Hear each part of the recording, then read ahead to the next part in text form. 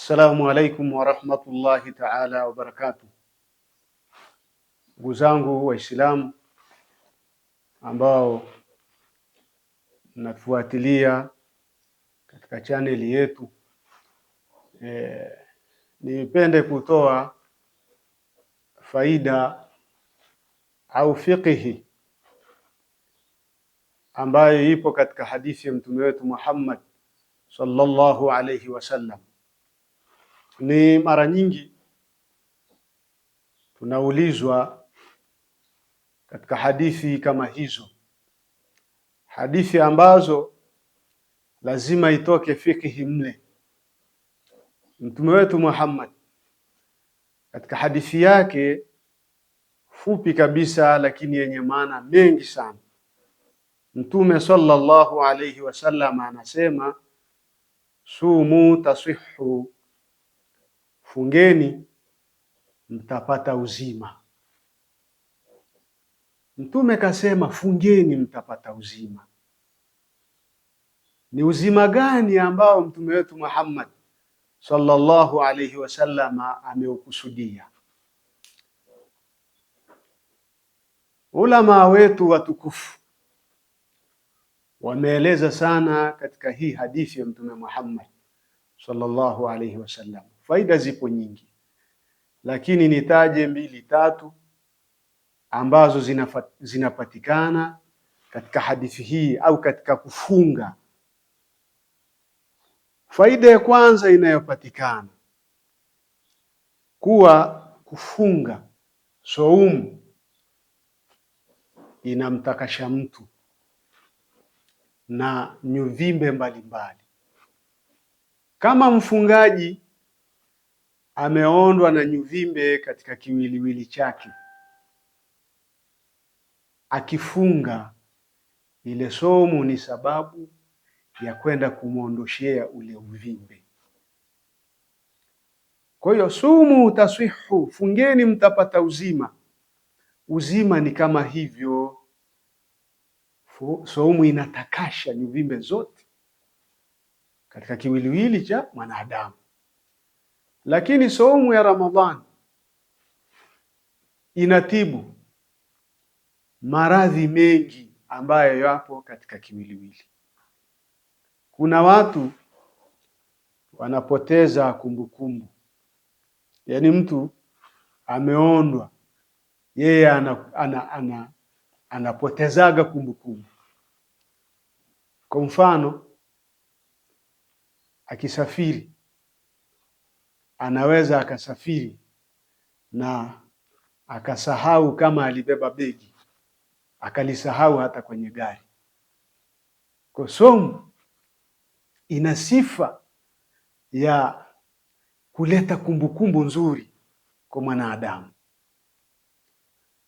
Lakini saumu ya Ramadhani au na isiyokuwa ya Ramadhani, yani saumu ya Ramadhani na isiyokuwa ya Ramadhani,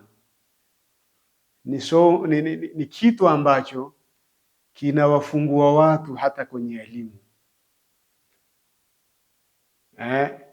Yani mtu anaweza akafunguliwa elimu, akafunguliwa daraja mbalimbali kutokana na kuthamini jambo la saumu.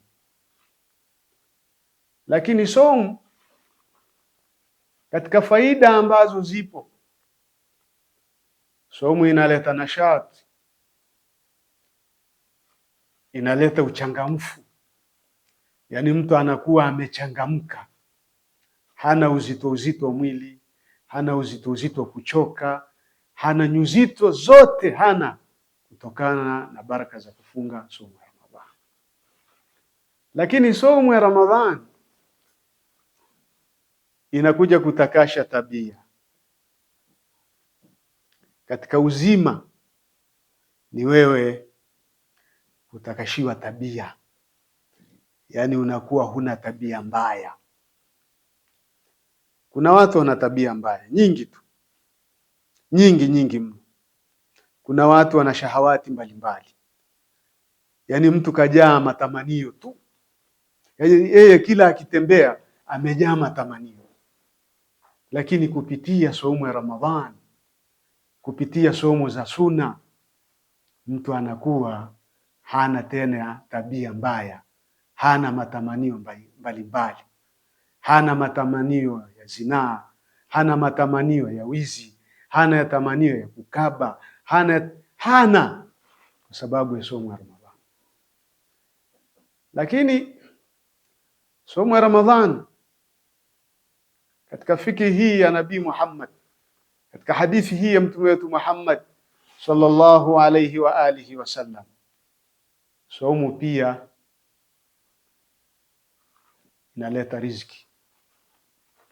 Somo inaleta riziki, yani somo inakusababishia wewe kupata riziki, Mwenyezi Mungu kukufungulia riziki zako kupitia kufunga. Kwa ndugu zangu, hadithi hii ya mtume wetu Muhammad ni hadithi ina maelezo mengi sana. Tukipata fursa nyingine tutakuja kuendelea kueleza. Bado tutaeleza saumu inamfukuza hata sheitani. Ni uzima huo, kule kufukuzwa sheitani. Kwa wewe sheitani kafukuzwa, kupo naye tena, kuishi naye tena, ni uzima tosha. Kwa hiyo mimi nastaajabu, kuna watu ni waumini, ni Waislamu, lakini somo ya Ramadhani inawapita, wanakula mchana wa Ramadhani. Somo ni daktari mzuri sana tu, na ndio maana ukifuatilia wazee wetu, mashekhe zetu waliokuwa wameithamini saumu kwa njia nzuri kabisa, njia ambayo ameifundisha mtume wetu Muhammad sallallahu alaihi wasallama, walifikishwa katika daraja kubwa sana. Ndugu zangu, nipata fursa tena tutakuja kuendelea. Mpaka hapa niseme wassalamu alaikum wa rahmatullahi ta'ala wa barakatuh.